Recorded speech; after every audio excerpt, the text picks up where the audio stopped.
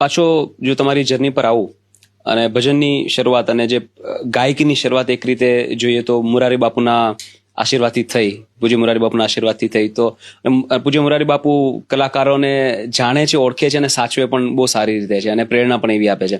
તો તમારું એમની સાથેનું બોન્ડિંગ કેવું છે અને આ શરૂઆત કેવી રીતે થઈ એના વિશે આપણે થોડી વાતો કરીએ. હું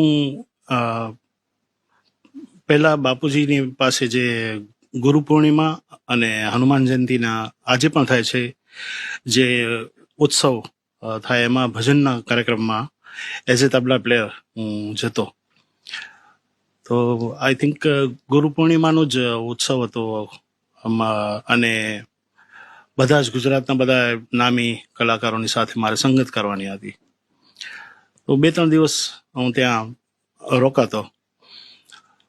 તો પહેલા દિવસમાં બધા નિરંજનભાઈ, ભીખુદાનભાઈ, પછી પ્રાણભાઈ, બધા જ દિવાળીબેન, ઘણા બધા કલાકારો પરફોર્મ કરતા હતા.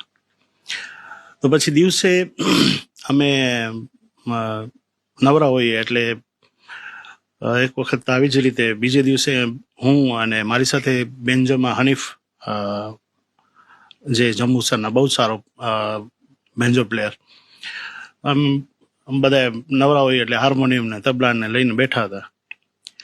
બાપુના દીકરા પાર્થિવભાઈ એમણે બહારથી આવીને સાંભળ્યા હશે મને,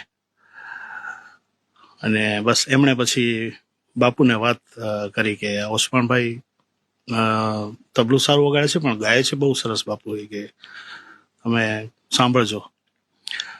તો પછી બીજે દિવસે જ્યારે પ્રોગ્રામ પૂરો થવાની તૈયારીમાં તો બાપુએ આદેશ કર્યો કે 10 મિનિટ આપણે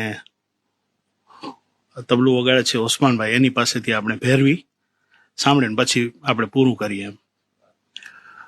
એટલે મને પણ નવાઈ લાગી. મેં કીધું બાપુને કેવી રીતે ખબર પડી? તમને ખ્યાલ નહોતો કે પાર્થિવભાઈ વાત કરી છે? બરાબર, મને ખબર નહીં. તો બસ બાપુને એમણે વાત કરી અને બાપુએ આદેશ કર્યો મને કે 10 મિનિટ ખાલી, અને કોઈ વગાડનારું હતું નહીં એટલે ખાલી હાર્મોનિયમ ઉપર ભુજના એક મારા મિત્ર હતા યશભાઈ કરીને, એ મૂળ સિંગર પણ એને ઠેકો તબલું વગાડતા ઠેકો બાંધી શકે, એટલે એ યશભાઈ મારી સાથે બેઠા ને પેલી રચના મેં એક ભૈરવી ગાવાનું હતું એટલે એક રચના મેં ગાઈ, દિલકશ તેરા નકશા હૈ सूरत तेरी प्यारी है, जिसने तुझे देखा है वो जान से वारी है.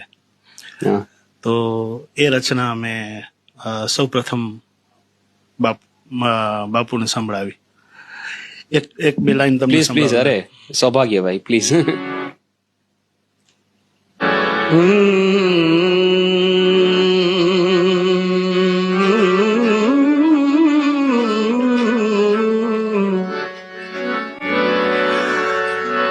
दिलकश तेरा नक्शा है, सूरत तेरी प्यारी है, जिसने तुझे देखा है,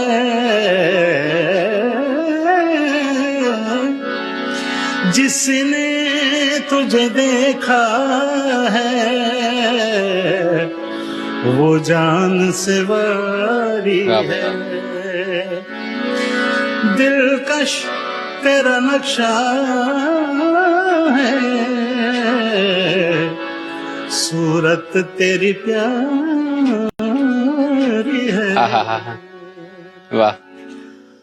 તો આ રચના મેં પહેલી વખત બાપુજીની સામે ગાઈ અને ત્યારે કંઈક એવું વાતાવરણ થઈ ગયું કે મારી આંખમાં આંસુ હતા, બાપુની આંખમાં પણ આંસુ, અને જેટલા જે લોકો બેઠા હતા એ બધા પણ કંઈક વાતાવરણ એવું થઈ ગયું. અને ત્યારે બાપુએ ખૂબ આશીર્વાદ આપ્યા અને પછી બાપુની જ્યાં જ્યાં કથા થાય ત્યાં પછી આવી રીતે સંધ્યામાં બેઠા હોઈએ ત્યારે કંઈક ને કંઈક ગાતો, એવી રીતે મારું ગાવાનું પછી શરૂ થયું.